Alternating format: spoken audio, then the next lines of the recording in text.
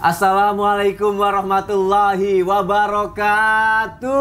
Waalaikumsalam warahmatullahi wabarakatuh. Jamaah. Alhamdulillah. Alhamdulillahirabbil alamin. Allahumma sholli ala sayyidina Muhammad wa ala ali sayyidina Muhammad. Alhamdulillah jamaah, kita ketemu lagi di Islam itu indah. Masya Allah, alhamdulillah pagi hari ini saya senang sekali. Jamaah juga pastinya senang sekali ketemu lagi, Masya Allah, sama guru-guru kita yang Masya Allah sangat kita cintai karena Allah. Dan kita akan belajar banyak pagi hari ini jamaah. Tapi seperti biasa ya, sebelum kita belajar banyak ada berita-berita viral yang mau aku kasih lihat untuk jamaah yang ada di rumah ya.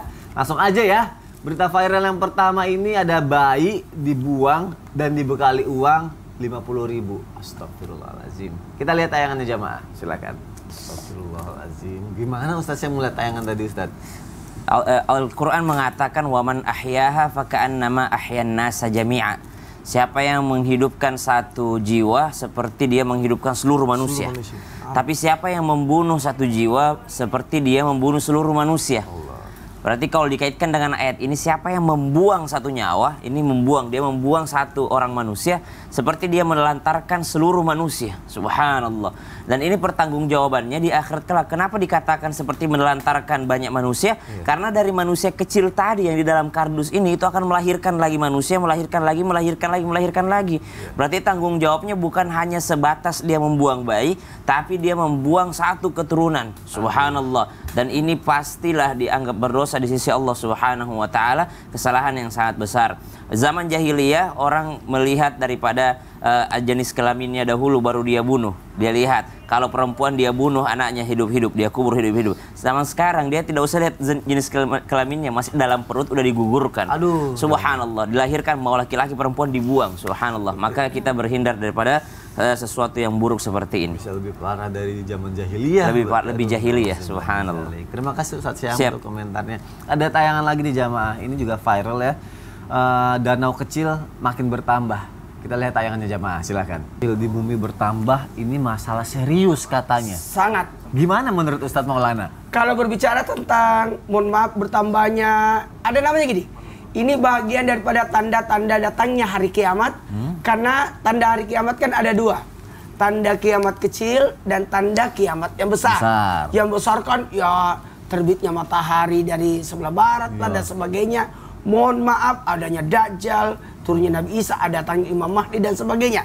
Tapi tanda-tanda kecil yang ini sudah banyak terlihat. Adanya kemaksiatan, adanya fenomena alam, adanya bencana alam, adanya bumi yang sudah mulai menua. Bahkan penelitian tadi yang disampaikan oleh pakar tentang adanya sungai dan sebagainya itu bisa membuat terjadinya kerusakan di bumi itu sendiri. Atmosfernya sudah mulai kurang dan sebagainya. Ini pun termasuk bagian daripada tanda-tanda datangnya harinya kiamat.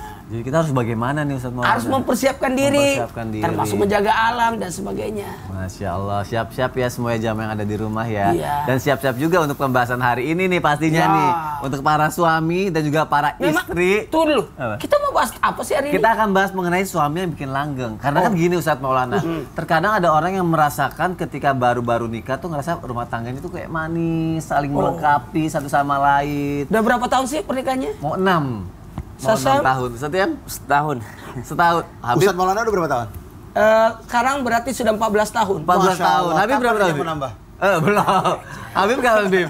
Udah berapa? Kapan Habib? Udah berapa lama?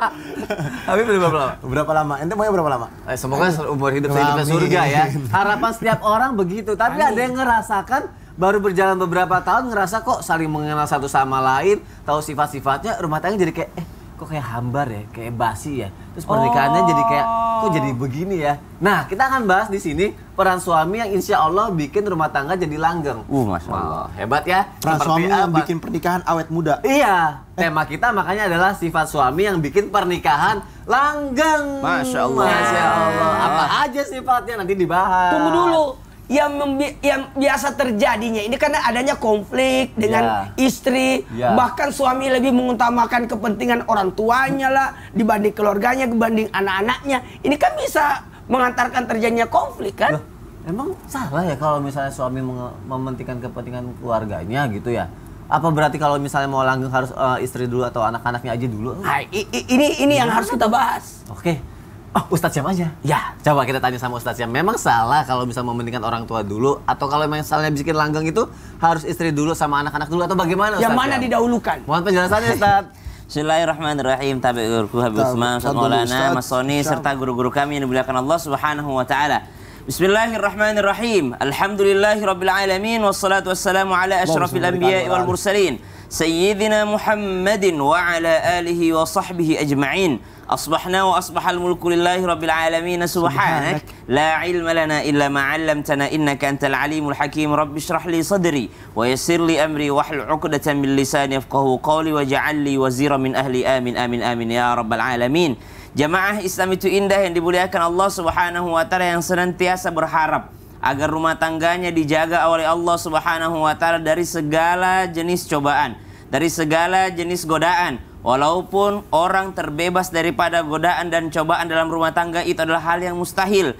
Kenapa? Karena ternyata semakin diuji berarti semakin besar pula peluang pahala yang ada di dalamnya. Termasuk ujian dalam rumah tangga adalah menyangkut dengan orang tua. Konflik yang pertama yang biasanya terjadi kalau yang ditanyakan tadi, bahwasanya pembagian daripada kasih sayang, pembagian daripada perhatian. Seorang suami, apakah seorang suami mesti mengutamakan orang tuanya terlebih dahulu dibanding istri dan anaknya? Atau seorang suami mengutamakan istri dan anaknya dibandingkan kedua orang tuanya? Atau begitu pula seorang istri, apakah dia mementingkan suaminya dan anaknya atau mementingkan orang tuanya?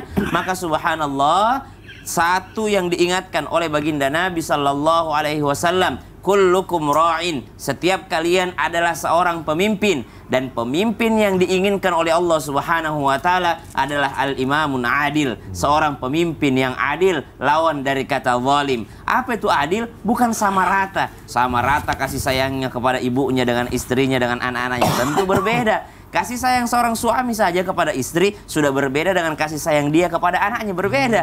Apatah lagi kepada orang tuanya, apatah lagi kepada mertuanya. Semua akan berbeda bentuk kasih sayangnya. Bukan sebanding. Orang tua dengan mertua tidak sebanding, tidak akan pernah sama. Kedudukannya di dalam agama pun mereka tidak sama. Kedudukannya orang tua akan tetap menjadi orang tua, dan mertua adalah orang tua disebabkan karena pernikahan. Berarti kedudukannya berbeda di dalam agama Islam. Maka subhanallah, hak warisnya pun akan ada perbedaan. Bagaimana caranya agar langgeng? Tips yang pertama adalah saling mendukung untuk berbakti kepada kedua orang tua, dan orang tua mendukung anak perempuannya untuk berbakti kepada suaminya, dan orang tua mendukung anak laki-lakinya agar sayang kepada istri dan anak-anaknya. Intinya di dalam Al-Quran disebutkan semua manusia dalam kerugian kecuali siapa? Illalladzina amanu wa amilus salihat wa tawasaw bil haqqi wa tawasaw bis sabr. Maka pernikahan bukan hanya membutuhkan cinta, kasih sayang, dan sakinah, mawaddah warahmah, tapi pernikahan juga menginginkan atau membutuhkan tawasaw bil haqqi wa tawasaw bis sabr. Karena yang tidak mendapatkan dua hal ini akan menjadi manusia yang sangat rugi. Pernikahan yang rugi, seorang laki-laki pemimpin yang rugi ketika tidak menerapkan saling mengingatkan dalam kebenaran dan saling mengingatkan dalam kesabaran. Ya udah deh, kita sabar-sabar aja ngadepin mama. Ya udah deh, kita sabar-sabar aja ngadepin papa. Kamu sabar ya. Sekarang bantu saya sama mama. Saling mengingatkan dalam kesabaran. Wallahu ta'ala alam. Berarti adil, tapi adil bukan berarti sama rata gitu. Oh, nggak ya. bisa. Nggak Anak bisa SMP gitu dan ya. anak TK beda uang jajannya. Oke. Subhanallah. Dan makanya peran istri sama suami untuk saling mendukung ya. Makanya saling mengingatkan dalam yang benar dan yang sabar. Masya Allah. Terima kasih Ustaz Syam untuk penjelasan yang pertama. Kira-kira apa lagi sih sifat suami yang bisa bikin rumah tangga itu jadi langgeng? Nanti nih, aku punya tayangan dulu. Ini tidak membatasi pergaulan istri tayangannya. Kira-kira ada hubungannya nggak ya? Kita lihat tayangannya. Silahkan. Ketika istri mau keluar rumah. Sayang, aku pergi dulu ya. Mau kemana sayang? Mau pergi sama teman-teman. Ya udah. Assalamualaikum. Waalaikumsalam sayang. Ketika suami mau keluar rumah. Sayang, kamu mau kemana? Pergi sama siapa aja. Pulangnya jam berapa? Nih dengerin aku ya. Nanti kalau seandainya aku WA, kamu harus langsung bales. Sebentar. Kok kamu rapi banget? Udahlah, nggak usah pergi aja, di rumah aja yuk. Nah, gimana tuh? Ternyata tayangan dia sendiri. Iya, kirain siapa tadi? Ya Sebenarnya ampun. Sony ini termasuk suami yang posesif. Posesif? Iya, itu posesif. Aku enggak. Masa sih? Beneran. Beneran. Ustaz. Ya, Enggak real ya, Karena real ya. Itu Video real. Itu real tadi ya? Iya, real. Tapi sebenarnya Apa? salah satu yang membuat rumah tangga langgeng itu ketika suami itu bisa membebaskan istrinya untuk bisa bergaul. Iya, aku kayak gitu kalau istri mau kemana aja, oh silakan apa segala macam, yang penting izin gitu. Beneran kan. tuh. Iya. Cuma pertanyaannya, kalau dari tayangan tadi, kalau istri yang posesif gimana?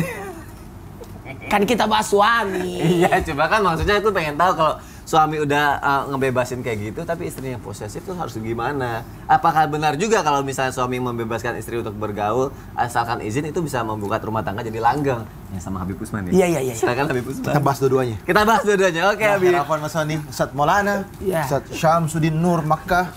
Bismillahirrahmanirrahim. Assalamualaikum warahmatullahi wabarakatuh. Waalaikumsalam warahmatullahi wabarakatuh. Alhamdulillahil wahidil ahad alladzi lam yalid wa lam yulad wa lam yakul lahu kufuwan ahad. Laisa kamitslihi syai'un wa huwas samiul basir. Summa wa salli wa sallim wa barik ala sayyidina wa habibina wa syafi'ina wa maulana Muhammadin wa ala alihi wa sahbihi ajmain. Amma ba'du. Segala puji bagi Allah Subhanahu wa taala yang alhamdulillah pada pagi hari ini kita kumpul di rumah, sudah duduk manis, habis sholat subuh, udah wiritan juga, nonton Islam itu indah, Masya Allah. Siapin pulpen sama kertasnya, ditulis ilmu yang bermanfaat dari guru-guru kita, bisa diamalkan untuk dirinya, suaminya, istrinya, anak-anaknya, insya Allah penuh dengan keberkahan dan keridhaan Allah Subhanahu Wa Taala. Sebagaimana yang Mas Sony alami, walaupun itu dalam keadaan real, nyata ataupun tidak nyata, tapi pemahamannya adalah yang pertama, ketika seorang suami keluar rumah, atau seorang istri keluar rumah, ada aturan tertentu. Yang kita bahas adalah istri keluar rumah. Di dalam Al-Quran Allah Subhanahu wa taala berfirman di dalam Al-Ahzab ayat 33 dan surat 33, waqarna fi buyutikunna. Jelas perempuan tepatnya di rumah, bukan di luar, bukan ngelayaban. Karena apa? Perempuan itu adalah aurat, yang dimana dia keluar menjadikan sebuah fitnah yang besar. Bisa jadi malah petaka yang besar. Syaitan itu innahu lakum aduwwum mubin, musuh yang nyata, mengganggu, mengajak dalam keburukan, mengajak hal yang tidak baik. Udah pakai minyak wangi aja yang banyak. Nanti kalau laki-laki nyium wanginya, wah wangi banget itu kan. Banget nih. Padahal itu adalah syaitan, ya kan? Dan itu adalah la'natullahu 'alaiha, Allah laknat di dalamnya. Terus apa lagi? Udah kalau keluar rumah tuh yang menor banget. Ya udah kayak gitu-gitulah. Intinya kayak gitu. Ada hal terjadi ikhtilat dan lain sebagainya. Ini yang berbahaya. Dan kalau misalkan laki-laki yang keluar rumah, laki-laki kan bekerja, mencari nafkah, dan istri pun harus membiarkan dan mengikhlaskan. Tapi juga yang benar, jangan dimata-matain, kecuali udah ada kejadian yang cerita. Aduh, ini Mas Sony ya? Jangan ya Mas Sony ya. Kalau ada kejadian, jangan lupa share lokasi ya. Aduh, jangan lupa kalau udah nge-break telepon video call ya. Nah, boleh gak seperti itu? Kalau suami yang ingin menyamankan istrinya, boleh dia share lokasi untuk memberikan suatu kenyamanan, ya kan? Nah, terus kalau misalkan bergaul di luar sana, pergaulan suami ataupun istri saat di luar, ada batasan-batasannya. Rasulullah SAW memberikan izin terhadap istri yang keluar rumah untuk apa? Untuk mereka mendekatkan diri kepada Allah Subhanahu Wa Taala, mencari ilmunya Allah Subhanahu Wa Taala, ya kan? Hadir di dalam setiap apa? Dalam setiap sebuah hal yang dalamnya sebuah kebaikan-kebaikan. Sebagaimana banyak penjelasan Rasulullah tentang perempuan. Salah satunya ketika sholat Idul Fitri, Rasulullah SAW menjelaskan kepada wanita, banyaklah sedekah, banyaklah sedekah. Karena apa? Perempuan itu karena dia haid, dia nifas, emosional yang gak stabil, sehingga apa? Sehingga membuat dirinya dan jiwanya jauh daripada hal-hal kebaikan karena godaan syaitan. Tapi sebetulnya wanita itu baik, sangat baik. Karena apa? Sensitif wanita itu. Wanita itu makhluk Allah yang sangat sensitif, baiknya luar biasa. Tapi kalau setan masuk, Mas Sony ngalamin? Jangan Bib. Masya Allah, yang penting harus sama-sama itu ya Bib ya. Iya. Terima kasih ya Bib ya. Betul. Aku jadi teringat sesuatu. Apa tuh? Ustaz mana? Bib bentar, Ustaz Syam. Ayo. Bentar ya. Maaf ya, bentar. Ada di Ngambil sini. apaan nih pagi-pagi nih? Ini loh. Apaan? Sini dong. Bib, Ustaz. Dagangan. Jadi kan katanya suami yang bikin rumah tangga langgeng kan yang mau berjuang sama istri ini dagangan. Emang masih kurang?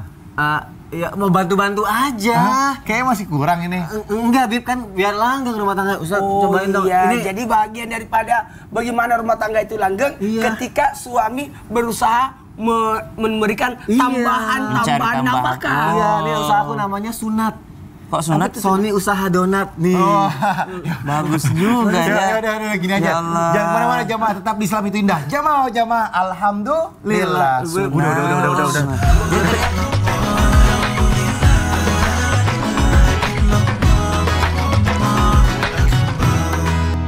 Jamaah, oh jamaah. Alhamdulillah. Alhamdulillahirrahmanirrahim, kita masih di Islam itu Indah dan tema kita juga masih sama, sifat suami yang bikin pernikahan langgeng. Tadi kan sudah dibahas dua. Sudah dibahas dua. Satu. Yang pertama itu adalah suami memiliki sifat mengutamakan anak, istri dan keluarganya, tapi harus adil, kata Ustaz Syam. Adil bukan berarti sama, Ya, katanya gitu. yang kedua. Yang kedua itu suami memiliki sifat memperbolehkan istri bergaul. Tapi kata Habib ada batasannya, tujuannya apa juga gitu. Mantap, ingat ya. Masya Allah, dibantu tulis tuh di situ. Gak. Jamaah, aku punya tayangan lagi nih. Ini kakek usia 99 tahun. Wah, Masya Allah. Masih semangat mencari rezeki. Wah, kita lihat tayangannya yuk, silakan. Masya Allah, tabarakallah. Itu bukan senja. Apa? Kalau usia 99 itu namanya udah Isa. Udah Isa. Jelang Isa itu. Ya Allah. Yang jelas gini. Salah satu yang menyebabkan rumah tangga langgeng itu ketika sosok yang namanya suami senantiasa berusaha untuk memenuhi kebutuhan pasangannya. Iya, makanya tadi aku berusaha untuk itu, bantu jualan. Jualan apa tadi? Berjuang sama-sama. Sunat namanya. Apa itu Sony usaha donat gitu. Makanya tagline-nya gini, udah nyoba, udah pernah sunat belum? Udah pernah sunat belum? Sony usaha donat. Enggak, gitu. sunat. Iya, itu. Nah, makanya aku berusaha untuk kayak gitu berjuang. Cuma masalahnya ada lagi nih dari jamaah yang bertanya, kalau ternyata dalam kehidupan berumah tangganya malah istri yang berjuang untuk rumah tangganya itu bagaimana? Istri yang berjuang. Suaminya kemana? Itu dia. Nanya sama siapa ya? Ustaz Syam aja kali ya. Ustaz Syam, gimana Ustaz? Usaha sunat. Bukan usaha sunat. Usaha sunat loh. Masih lanjut. Kalau tadi kayak gitu. Penjelasannya Ustaz ya. Siap, bismillahirrahmanirrahim. Tabah Usman, Maulana Mas Sony serta guru-guru kami yang dimuliakan Allah Subhanahu wa taala. A'udzu billahi minasy syaithanir rajim. الرجال قوامون على النساء بما فضل الله بعضهم على بعض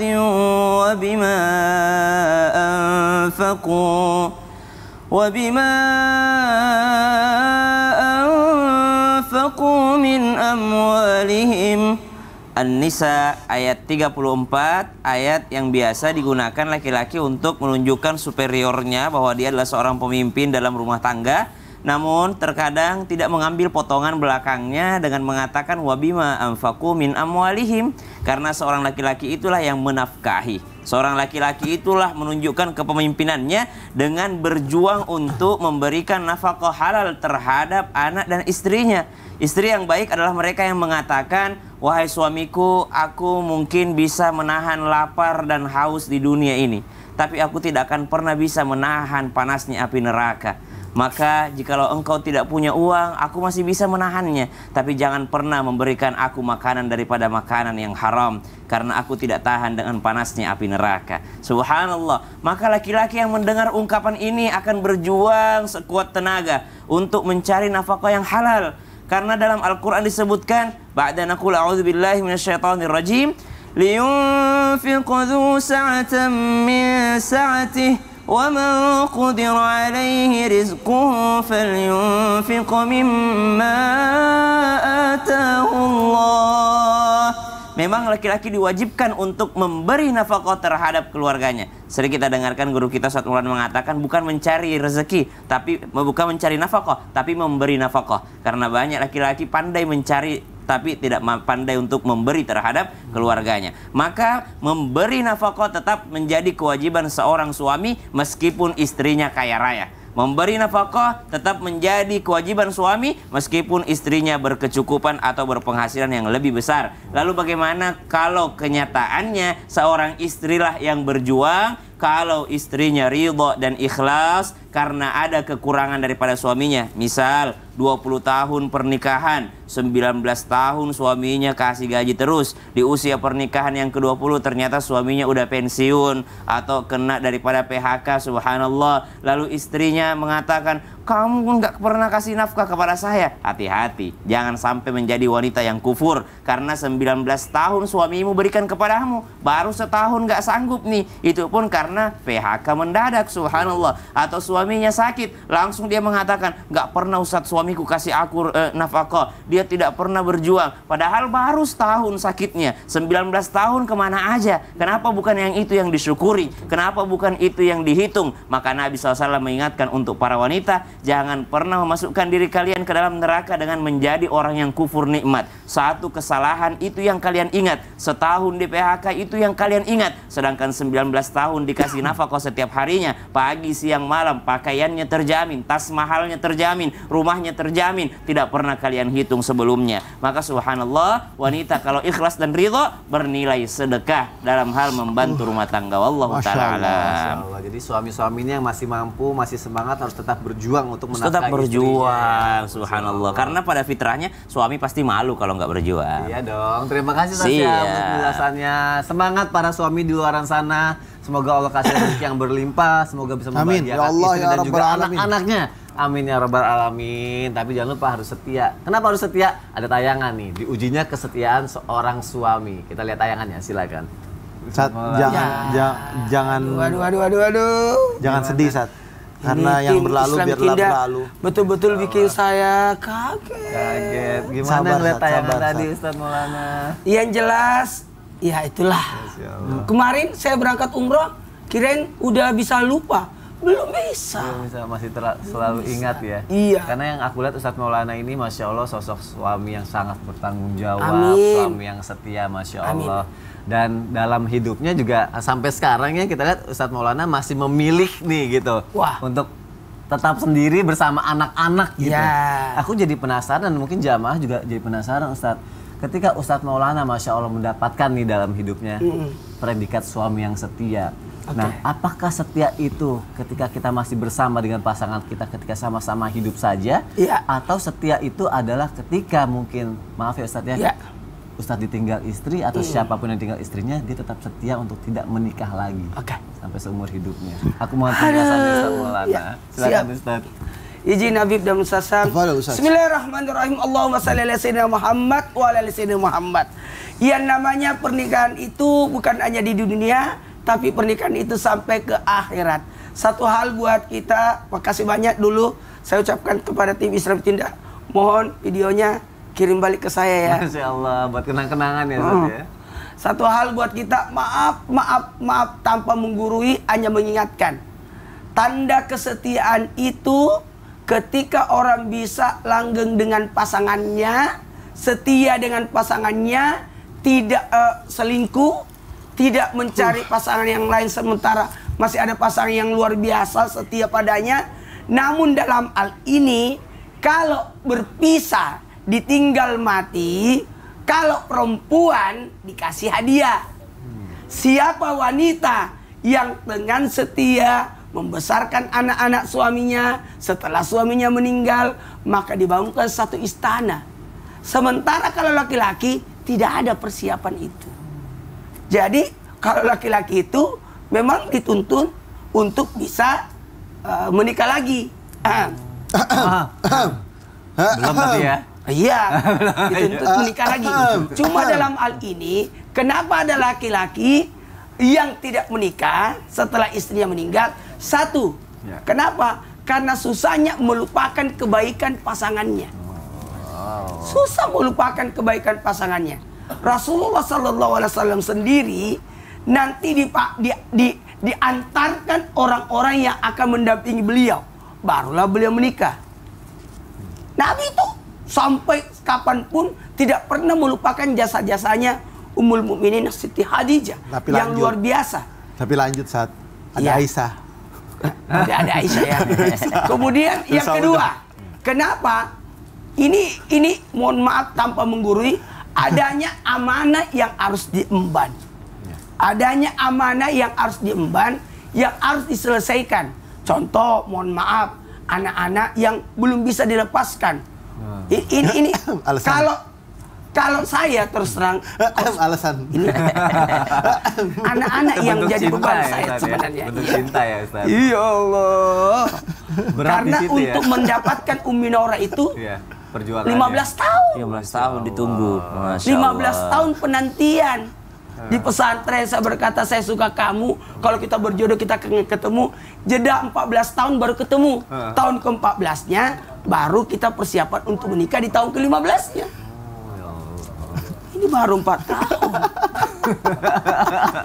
Dan nikahnya cuma baru 10 tahun. Cuma 10 tahun.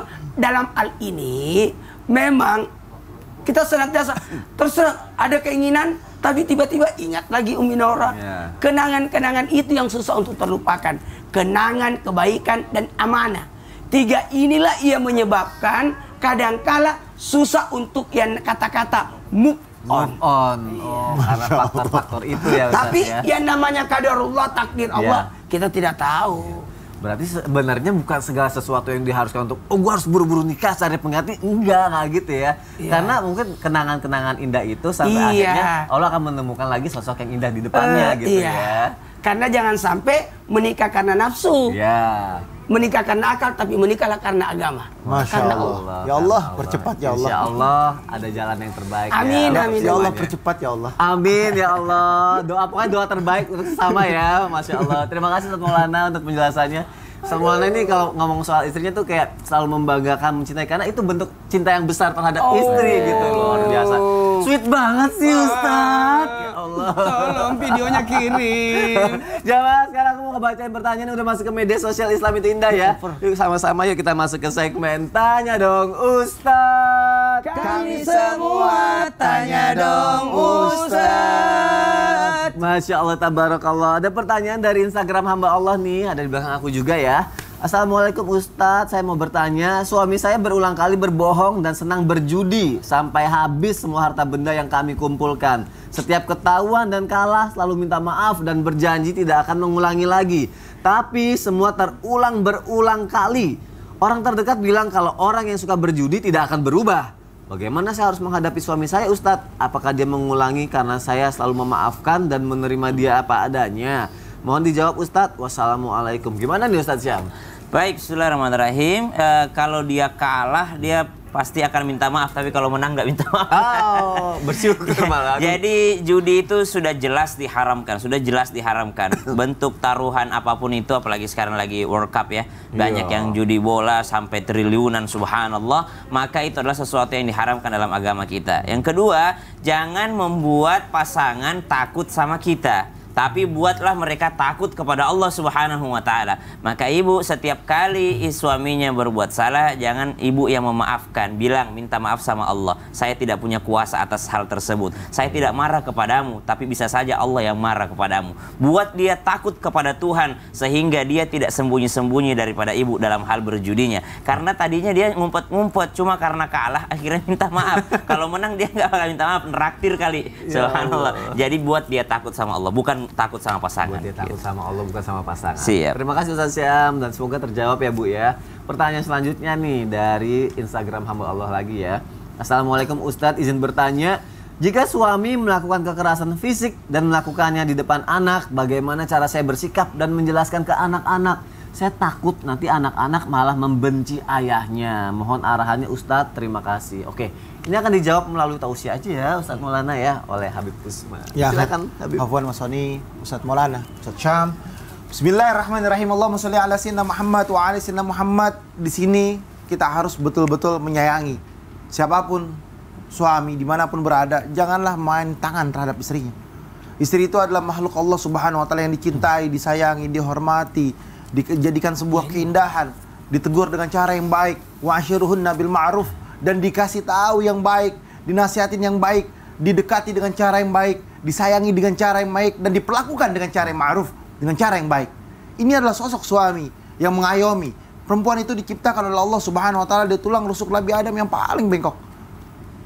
Ujungnya bengkok, dilurusin pun patah. Memang dasarnya bengkok, nggak bisa dia didiamkan, harus dibaikin. Dimanja, disayang, dikasih hadiah, tahaddu, tahabu, sehingga mendatangkan sebuah cinta dan kasih sayang. Kalau kita melihat sosok seorang suami, dia mukul istrinya, dia hajar istrinya, maka ketika anak lihat, besok anak ini akan mukul istrinya lagi. Astagfirullah. Kenapa? Terjadi sebuah kelanjutan. Suami mukul istrinya terbiasa, anak mukul mbaknya, anak mukul siapa lagi? Mukul yang ada di sekelilingnya. Dia sekolah dimukul temannya. Kenapa? Itu dianggap hal yang biasa. Orang tua wajib mencontohkan dengan cara yang baik terhadap anaknya, terhadap istrinya. Dengan apa? Dengan syariat agama yang sebenar-benarnya. Oleh karena itu sekali lagi, suami dimanapun berada, ingat pesannya Nabi Muhammad SAW ketika haji wada. Apa yang Rasulullah katakan? Berbuat baiklah kamu terhadap istrimu, sayangilah mereka, cintailah mereka. Ini pesannya Rasulullah ketika haji wada, haji perpisahan, menjelang akhir umurnya Rasulullah SAW. Karena banyak apa? Di antara mereka menyepelekan istri, menghinakan istri, menganggap rendah istri. Sedangkan istri adalah makhluk Allah Subhanahu wa Ta'ala yang bisa memberikan kita ketenangan. Ustadz Maulana, Masya Allah, sampai hari ini begitu takjub luar biasa, mengingat istrinya, kebaikan-kebaikannya, kenangan yang indah, memori yang dahsyat, pemikiran terhadap istrinya, sehingga lupa untuk menikah kembali. Lupa, Sat? Oh, lupa. Nah, intinya apa? Intinya adalah kita sebagai seorang suami, kalau kita punya istri yang salehah, yang bertakwa kepada Allah Subhanahu wa Ta'ala, Nabi Muhammad SAW melihat istrinya, dimanapun dia berada, dia bersedih. Kenapa? Bayangannya istrinya. Siti Khadijah meninggalkannya istrinya, duka cita, sedihnya luar biasa, dahsyat, sampai Allah Subhanahu wa Ta'ala menghiburnya. Apa bentuk hiburannya Allah? Dipanggil ke langitnya Allah, berjumpa dengan Tuhannya, berjumpa dengan Sang Penciptanya. Kita sebagai hambanya Allah yang mempunyai rasa sayang terhadap istri kita, memiliki istri yang salehah, beruntung. Kebahagiaan di dunia yang tertinggi adalah memiliki istri yang salehah. Kebahagiaan dunia yang tertinggi adalah memiliki suami yang saleh, yang bertakwa kepada Allah Subhanahu wa Ta'ala. Kebahagiaan yang dahsyat, yang hebat adalah mereka yang menjadikan dirinya dan jiwanya dekat kepada Allah dan Rasulnya. Yuk, rame-rame sentuh hati kita, jiwa kita, memberikan kasih sayang. Khiyarikum linisa'ihim, khairukum linisa'ihim. Berbuat baik terhadap istri kita, sayangi istri kita. Jadikan istri kita itu adalah manusia yang harus dihormati, dicintai, disayangi. Agar apa? Agar Allah Subhanahu wa Ta'ala ridha kepada kita dan Rasulullah SAW sayang sama kita. Amin ya Allah ya Rabbal alamin. Karena ini pesan Rasulullah. Ingat ya jamaah, istri bukan untuk disakiti ya. Pokoknya disayangi, dicintai sepenuh hati. Itu poinnya ya, Masya Allah, tabarakallah. Ustaz Maulana, aku punya tebak-tebakan. Apalagi tuh? Ada nih ya. Siap-siap ya. Sunat lagi. Bukan nih ya. Lele apa yang bisa terbang? Lele Dumbo. Oh, bukan. Ya kan ada tuh yang enggak. Yang ada filmnya itu tuh. gajah Dumbo. Lele, tahu nggak lele apa yang bisa terbang? Lele apa? Lele lawar. Oh, berarti tadi kan sunat, sekarang Sule. Apa tuh? Oh, Sony jualan lele. Sony. Tunggu. Lele apa yang bisa terbang dan lucu banget? Lele apa ya? Lele lawak. Lucu kan? Kenapa sih? Lucu banget hari ini. Mau jadi suami yang humoris, biar ini rumah tangganya baik-baik aja. Kenapa suami humoris itu? Ya kan bisa salah satu menjadi suami yang bisa membuat rumah tangga baik-baik aja. Oh ya, gitu iya. Kan bener kan? Karena suami yang humoris itu mengalahkan suami yang begini aja. Kita bahas setelah yang satu ini ya. Jamaah jangan kemana-mana, tetap di Islami Indah. Kita akan bahas bagaimana sosok suami yang membuat langgeng rumah tangga dengan menjadi humoris dalam rumah tangga. Jamaah, alhamdulillah. Apalagi mood booster. Lele.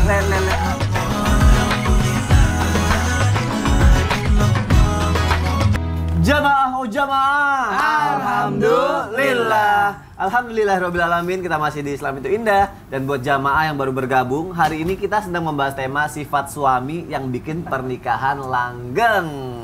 Tadi udah disebutin ya sama guru-guru kita ya. Sifat suami yang bikin pernikahan langgeng itu suami yang memiliki sifat mengutamakan istri, anak juga keluarganya. Kedua memiliki sifat memperbolehkan istrinya pergi bergaul asal ada tujuannya, ada aturannya. Ketiga, suami memiliki sifat mau berjuang buat keluarga, bukan malah istri yang berjuang sendiri gitu ya? Ya, betul. Keempat, suami memiliki sifat setia terhadap istrinya. Betul ya? Alhamdulillahirabbil alamin. Sudah 4 ya? Sudah 4 ya. Ada lagi nggak ya? Nanti dibahas. Jadi kalau suami mau langgeng, setia, cari nafkah, membiarkan istrinya untuk silaturahmi, kemudian mengutamakan keluarga. Keluarganya, Masya Allah. Kira-kira apa lagi? Ada tayangan dulu nih, kekompakan suami dan istri di kehidupan nyata. Masya Kira-kira Allah. seperti apa? Ini dia tayangannya, silakan. Giliran istri kepala, giliran kakinya, kenapa bukan kakinya juga Ustaz Sam? Nggak tahu lah. Udah pernah nyoba pakai bambu runcing belum? Ya jelas gini, apa yang dilakukan Ustaz Sam luar biasa, membuat orang tersenyum bahagia. Iya. Karena memang laki-laki yang umur situ akan bisa mengalahkan Laki-laki yang ganteng. segalanya lah. Iya, abis kan katanya ada kayak gitu yang viral, laki-laki ganteng kalah sama humoris gitu kan. Makanya itu. Tapi tadi ngomong-ngomong pukulannya kenceng gitu. Ya bantal. Bantal leher itu. Coba pertanyaannya gini, kalau misalnya itu kan kayak Ustaz Syam kan masih baru-baru ya. Iya. Ada pernikahannya udah lama banget gitu. Nah suaminya Apakah masih bisa bercanda-canda gitu? masih bisa bercanda kayak gitu walaupun humoris apa segala macam. Kira-kira bisa kayak gitu terus nggak Ustaz Syam? Masya Allah. Atau karena cuma baru aja nih kira-kira? Insya Allah. Penjelasannya Ustaz. Tapi guru kami semua, Ustaz Maulana, Mas Soni, serta guru-guru kami yang dimuliakan Allah Subhanahu wa Ta'ala.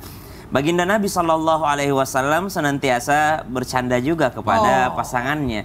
Jadi tidak selamanya yang dilakukan Nabi Shallallahu Alaihi Wasallam itu adalah membuat istrinya tegang, takut gitu ya. Tidak. Tapi Nabi Shallallahu Alaihi Wasallam ciri khasnya adalah memudahkan orang lain, apalagi istrinya, memudahkan, membuat rileks, membuat mereka nyaman. Sebagaimana Nabi Shallallahu Alaihi Wasallam pulang dalam keadaan ingin sarapan, ternyata tidak ada makanan. Nabi mengatakan beliau sedang berpuasa.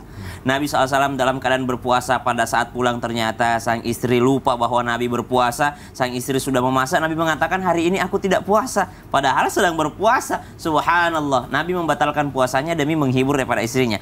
Hiburan-hiburan seperti ini tidak perlu untuk bertindak konyol sebenarnya. Tidak harus bertindak seperti badut atau konyol sehingga membuat istri merasa dihibur. Tapi hiburan-hiburan yang mungkin terasa membuat suasana menjadi romantis. Sebagaimana baginda Nabi Shallallahu Alaihi Wasallam pernah melihat Sayyidatina Fatimah radhiyallahu taala anha bersedih.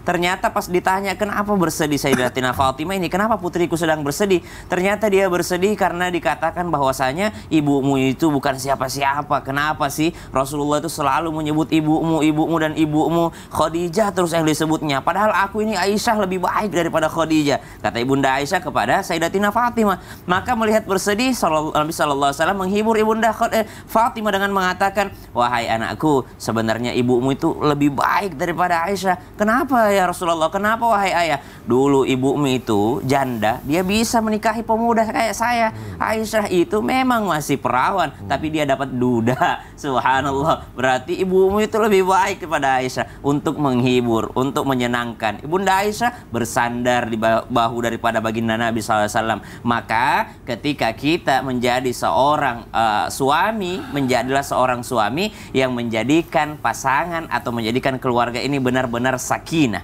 Apa sakinah? Kenyamanan, ketenangan. Sakinah itu sama dengan maskan. Maskan itu adalah tempat pulang, tempat kita menginap, tempat kita untuk berteduh, tempat kita terhindar daripada panas dan dingin. Akhirnya kita pulang ke rumah ini, bukan tempat membuat kita tidak ingin pulang. Jadi pasangan itu adalah tempat membuat kita ingin pulang dan tinggal bersamanya, bukan tempat membuat kita tidak ingin cepat-cepat pulang. Subhanallah. Maka seorang lelaki yang humoris bukan berarti menghibur dengan kebohongannya. Walaupun ada suatu kebohongan yang diperbolehkan ketika menghibur pasangan. Artinya menghibur kebohongan di sini dengan mengatakan, enggak kok kamu makin cantik, enggak kok kamu makin subhanallah, enggak kok saya sudah kenyang kok, padahal masih lapar tuh istrinya tuh. Enggak kok saya sudah bahagia dengan pakaian yang seperti ini, saya sudah bahagia dengan rumah yang seperti ini, padahal sebenarnya istrinya dari orang kaya, dari keluarga yang kaya raya, yang dahulu rumahnya lebih mewah, kamarnya lebih mewah, tapi dia mengatakan dengan perasaan sebenarnya berbohong dengan mengatakan saya nyaman kok di rumah ini, saya nyaman kok dengan kendaraan ini, saya nggak apa-apa kok naik motor saja kepanasan, saya udah biasa, padahal nggak biasa istrinya.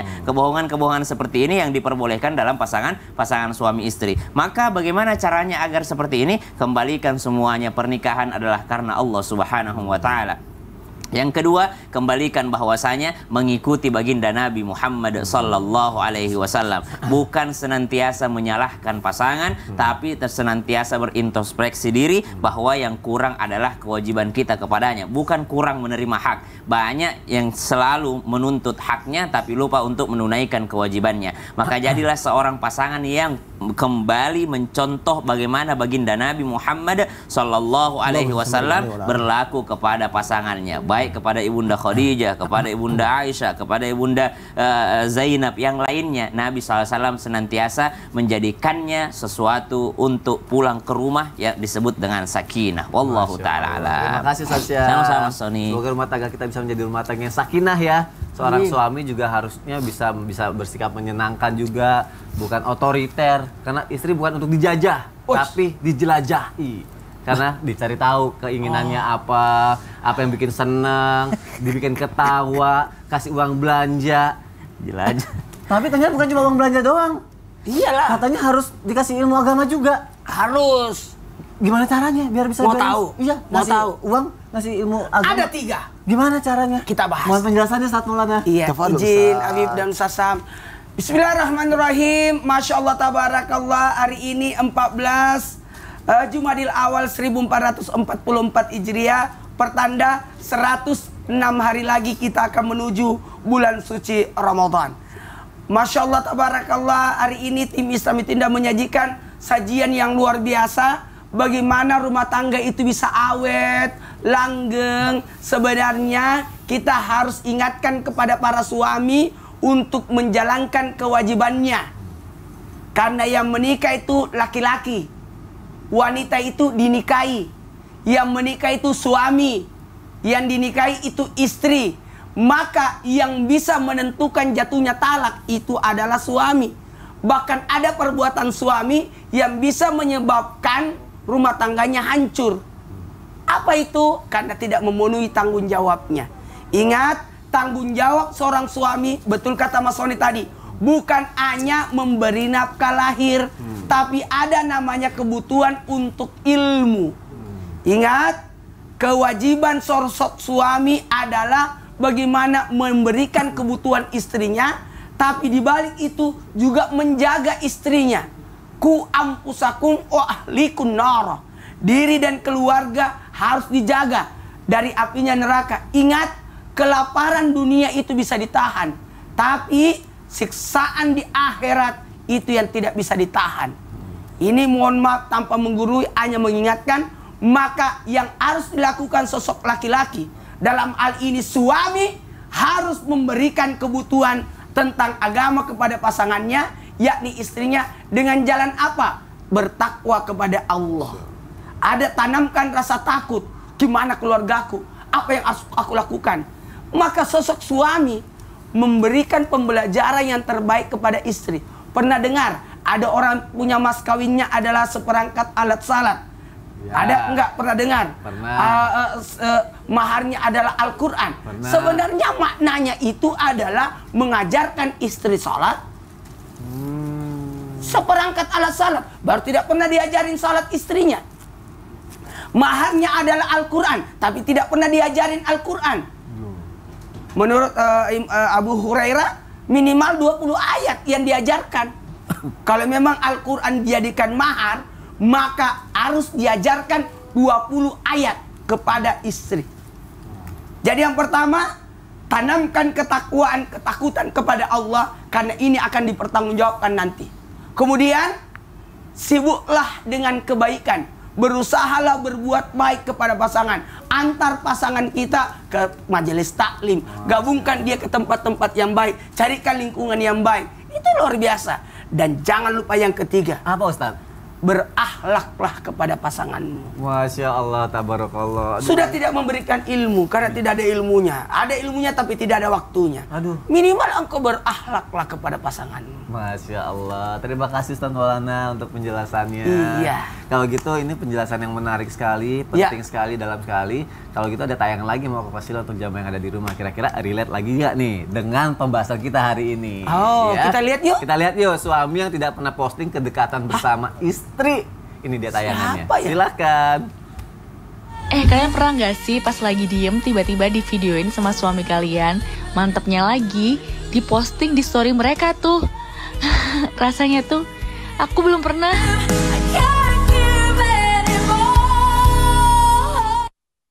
Oh begitu, Bib. Klarifikasi dong. Klarifikasi Emangnya dong, Habib Bib. nggak pernah posting keluarga? Nggak pernah. Kenapa? Apa alasannya, Bib? Alasannya yang pertama adalah ada masanya dan ada waktunya istri itu untuk diberikan kebebasan postingan gitu. diposting kalau ada tujuannya bermanfaat dalam satu hal kebaikan-kebaikan. Tapi kalau nggak ada dalam kebaikan-kebaikan, buat apa diposting? Tapi kan Sempat ada juga begini, maaf ya, Apa? Habib kan enggak. Kalau ada laki-laki mau posting, tapi kalau keluarganya tidak pernah diposting, takutnya dia iya, pengen Ya, kelihatan itulah. kayak sendiri aja apa segala macam. Itu Ada gimana? juga, gimana Bib? Sebenarnya yang bisa bikin rumah tangga langgeng suami yang posting atau suami yang ya udah kadang buat foto dirinya sendiri aja biar kelihatan Iya, iya. dia bujangan gitu. Bib. Astagfirullah. Ini menarik. Astagfirullah. Ya akhir ampun Mas Sony. Penjelasannya Maulana. bagus Mbak banget. Kartika, makasih ya, tayangannya mantap. Mantap, menginspirasi. Ya Allah. Bismillahirrahmanirrahim. Allahumma sholli ala sayyidina Muhammad wa ala sayyidina Muhammad. Yang pertama adalah kalau ada suami yang dimana dia suami tersebut selalu memposting keharmonisannya terhadap istrinya, dia tunjukin anak-anaknya, dia tunjukin keluarganya dengan tujuan banyak pasangan zina. Ini ingat ya, banyak pasangan zina yang mereka belum menikah, mereka sudah mengumbarkan aib. Mereka sudah memperlihatkan dengan bangganya pelukan, ciuman, Iya. terus gandengan, liburan bareng. Subhanallah. Ini hal yang mengharamkan dan diharamkan dalam syariat agama. Dan ini adalah perbuatan yang tidak diridhoi oleh Allah Subhanahu wa taala. Dan ini adalah hal yang dimana di dalamnya penuh dengan kemudaratan dan menyebabkan musibah yang besar. Wa ma asabukum min musibatin fabima kasabat aidikum. Yang dimana di dalamnya musibah itu terjadi karena zinahnya orang tersebut, karena berbuat maksiatnya orang tersebut, terjadilah sebuah bencana besar.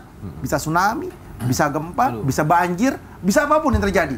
Karena apa? Ulah tanganmu sendiri bentuk azab dari Allah Subhanahu wa taala.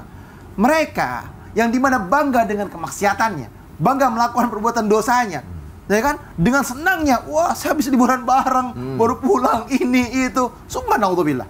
Beruntunglah mereka yang ditunjukkan. Saya niat mau nunjukin suami saya niat mau nunjukin istri saya habis liburan, pasangan yang halal, ini yang benar, ini yang berkah, ini yang syariat. Tapi ada batasan-batasannya. Ini diperbolehkan dalam syariat dengan tujuan niat yang baik. Kan ud'u ila sabili rabbika bil hikmah wal mau'izatil hasanah wajadilhum billati hiya ahsan. Dakwah dengan cara apapun, dakwah dengan berbagai manapun dengan satu tujuan, yakni mengharapkan keberkahan dan keridhaan Allah Subhanahu wa taala di dalamnya. Banyak di antara kita yang nggak paham seperti ini. Sehingga apa? Sehingga melihat segala sesuatunya dengan sebelah mata. Yang kedua, kita lihat nih, ya kan, ada orang, ya kan, misalkan contoh Mas Sony, Ya. nggak pernah nunjukin istrinya siapa, nggak pernah nunjukin anaknya siapa, Ya. dengan tujuan di luar, nih saya nih, single, Wow. single keren ya kan, waduh, Fotonya selfie semua lagi. wah, taunya ya kan, ada buntutnya di belakang, Iya, selfie nge-gym. Selfie kecil. tuh, Sambil gini. sampai gimana, waduh, akhirnya apa? Akhirnya dia punya niat, oh saya mau si gebet ini pacaran sama ini, dia zina, dia maksiat, dia ini itu dan lain sebagainya. Subhanallah. Jadi ada orang yang punya tujuannya masing-masing dalam media sosial. Kalau dia tujuan baik, dia mendapatkan satu kebaikan. Dia tujuannya buruk, dia mendapatkan keburukan apa yang dia lakukannya. Dia mengharapkan, wah saya ini single, padahal di rumah ada buntutnya, ada anaknya, ada istri, ada keluarganya. Ya kan, di kantor, wah sendiri jalan. Kamu udah punya istri belum? Ya kan? Nanya-nanya, lihat aja media sosial saya nggak ada siapa-siapa. Ya kan? Tapi tujuannya kan Apa itu? Tidak membayangkan rumah tangga. Nah ini kan, karena apa? Karena tujuannya itu. Karena tujuannya dia nggak benar di luar. Kalau pergi kemana-mana, nggak pernah share lokasi sama istrinya, nggak buat nyaman sama istrinya, nggak tahu ada di mana, nggak pernah foto saya ada di sini di mana. Berarti balik lagi ke tujuannya ya. Tujuannya, Alhamdulillah. kalau mengharapkan keluarga langgeng, sakinah mawaddah warahmah, maka kasih kebaikan terhadap istrinya, kasih tahu saya kemari, saya ada di kantor. Kalau kenapa-napa kan enak. Oh dia ada di kantor, oh dia di jalan mau pulang. Oh nggak sampai-sampai kalau lama banget. Nah, Aduh, kemana tuh gitu? Iya. Jangan-jangan dia anggota Mission Impossible. Oh, penuh rahasia ya. Yang penuh rahasia, tidak mau posting keluarganya karena takut keluarganya bahaya. Anda siapa? Anda siapa? Beda ya, Masya Allah. Terima kasih Habib untuk penjelasannya. Dan semoga ini bisa menjawab semua pertanyaan-pertanyaan dari jamaah ya. Kalau misalnya masih kurang lagi, aku bacain lagi pertanyaan dari jamaah yang berikutnya. Yuk kita masuk lagi ke segmen Tanya Dong Ustadz. Kami semua tanya dong Ustadz. Masya Allah, tabarakallah. Ada pertanyaan dari siapa ya? Oh, dari hamba Allah nih. Assalamualaikum warahmatullahi wabarakatuh. Ustadz, saya mau curhat sedikit. Saya capek menghadapi suami yang maunya menang sendiri, nggak mau mengalah untuk anak dan istrinya, dan merasa paling benar, bahkan nggak mau disalahkan sedetik pun. Bukannya suami harus bisa menahan egonya ya Ustadz? Pusing saya menghadapi suami kayak gitu Ustadz. Bagaimana ya Ustadz cara merubah suami yang memiliki sifat kayak gitu? Saya takut karena sifat suami yang kayak gitu pernikahan saya tidak bisa langgeng. Soalnya semua keputusan suami yang ngambil, dan kadang keputusan dia itu bikin rugi kita sampai memiliki hutang banyak.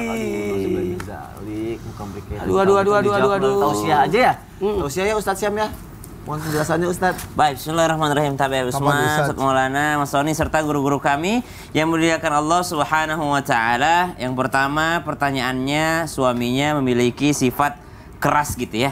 Memiliki sifat tidak mau dibilangin gitu, tidak mau disalahkan. Maka subhanallah memang sangat membingungkan menghadapi orang yang seperti ini. Karena kita mau nasihati seperti apapun, mau nasihati pakai Al-Quran, mau dinasihati pakai hadis, mau dinasihati pakai kalam ulama, apalagi cuma kalam istri, itu tidak mau, pasti tidak mau didengarkan. Jangankan kalam istri, kalam ulama saja tidak mau didengarkan. Jangankan kalam ulama, kalam Nabi saja tidak mau didengarkan. Jangankan kalam Nabi, Al-Quran saja tidak pernah dibukanya, tidak pernah mau didengarkan. Maka yang pertama yang bisa untuk membuka hatinya hanyalah Allah Subhanahu wa taala. Maka serahkan kepada Allah Subhanahu wa taala, ya muqallibal qulub, tsabbit qalbi ala dinika wa ala ta'atik. Wahai yang Maha membolak-balikkan hati, teguhkan hatiku, teguhkan hatiku. Jadi minta keteguhan hati dulu, bukan balikkan hatinya suamiku. Minta dulu keteguhan hati untuk dirinya sendiri, baru minta, ya Allah yang Maha membolak-balikkan hatinya suamiku, yang menguasai hatinya suamiku, bukakan pintu hatinya agar mau menerima masukan. Karena sudah berbahaya bagi rumah tangganya, sudah melibatkan ekonomi keluarga, sampai memiliki banyak hutang, sudah melibatkan daripada keharmonisan rumah tangga, sampai-sampai kalau membuat keputusan tidak pernah berdiskusi dengan istrinya. Walaupun perlu digarisbawahi, memang pemangku keputusan itu adalah suami, ya, mutlak suami. Yang memberi keputusan adalah suami. Istri hanya memberikan saran. Tidak boleh rumah tangga itu istri yang menentukan, tidak boleh. Yang menentukan itu adalah suaminya, karena dia adalah imamnya. Wakil itu kan cuma memberi masukan saja. Jadi ternyata istri ini hanya memberi masukan. Yang membuat keputusan adalah laki-laki, tetap suaminya, karena berdasarkan logikanya, bukan berdasarkan perasaannya. Nah, dari sinilah kita ambil pelajaran bahwa Allah lah pemilik hati, maka minta kepada Allah agar membukakan pintu hatinya. Wallahu ta'ala a'lam. Saya mau nanya lagi nih. Apa lagi? Dari Instagram @fajarsanja08. Ada lagi. Ada lagi. Assalamualaikum. Suami saya hobinya suka live di media sosial. Bahkan kontennya aneh-aneh. Sampai mandi lumpur. Masya Allah. Tetangga saya sampai protes. Saya sebagai istri malu. Terus saya mesti gimana Ustadz? Gitu katanya. Ya, makanya diingetin gitu, dibilangin supaya jangan seperti itu. Sekarang kan luar biasa nih anak sosmed ini. Mandinya bukan mandi apa, mandi lumpur. Terus kalau dikasih stiker apa, makan daun. Ini pengennya ini yang nonton ini mestinya dinas sosial gitu ya, supaya diamankan mereka nih. Diamankan, disantuni supaya nggak harus mandi lumpur lagi gitu. Jadi jangan kita followers yang nonton, dinas sosial yang mestinya nonton. Iya. Ya Allah. Terima kasih Ustaz Syam ya untuk jawabannya. Semoga terjawab ya. Jawab jangan kemana-mana. Abis ini aku mau bacain lagi pertanyaan yang udah masuk lagi ke media sosial Islam Itu Indah. Tetap di Islam Itu Indah. Gak lama kok. Jamaah. Oh jamaah. Alhamdulillah.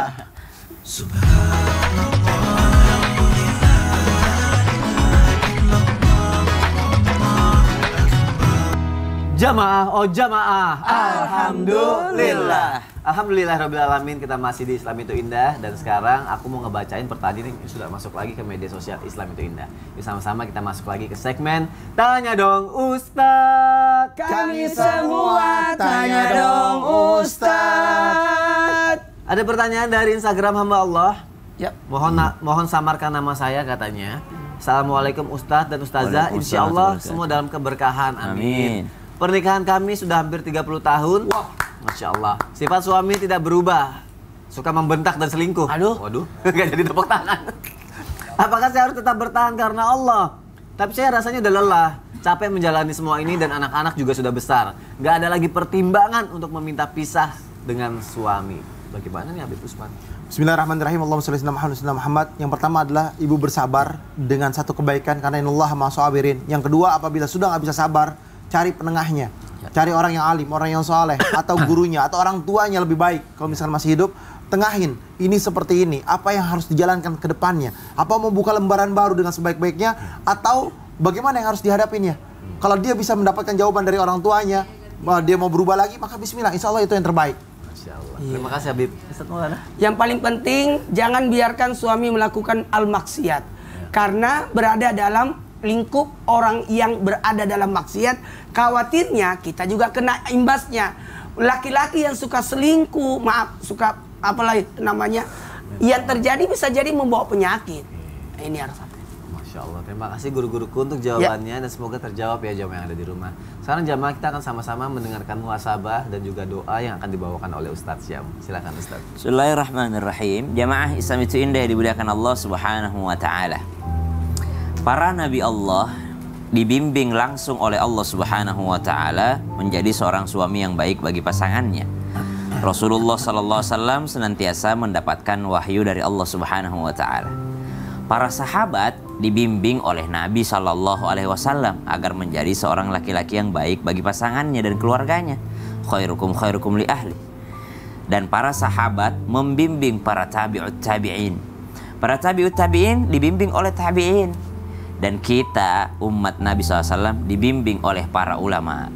Maka kalau ingin menjadi seorang suami yang membuat rumah tangganya mendapat kelanggengan, mendapat keharmonisan, mendapat keberkahan, maka ikutilah para ulama kita.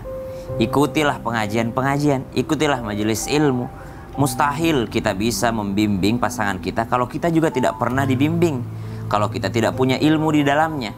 Maka pada intinya Allah Subhanahu wa taala akan menyelamatkan dan mengangkat derajat bagi mereka. Yarfa'illahu alladhina amanu minkum walladhina utul ilma darajat. Mereka yang berusaha untuk menuntut ilmu dan mengajarkan dan akhirnya mampu untuk membimbing pasangan dan keluarganya ke surganya Allah Subhanahu wa taala. Bismillahirrahmanirrahim. Alhamdulillahi rabbil alamin. Allahumma salli ala sayyidina Muhammadin nabiyil ummi wa ala alihi wa sahbihi wa sallim. ربنا هب لنا من أزواجنا وذرياتنا قرة أعين واجعلنا للمتقين إماما وصلى الله على سيدنا محمد والحمد لله رب العالمين. Terima kasih kepada guru-guruku. Insya Allah besok kita ketemu lagi ya jamaah. Wassalamualaikum warahmatullahi wabarakatuh. Waalaikumsalam warahmatullahi wabarakatuh. Salatullah, salamullah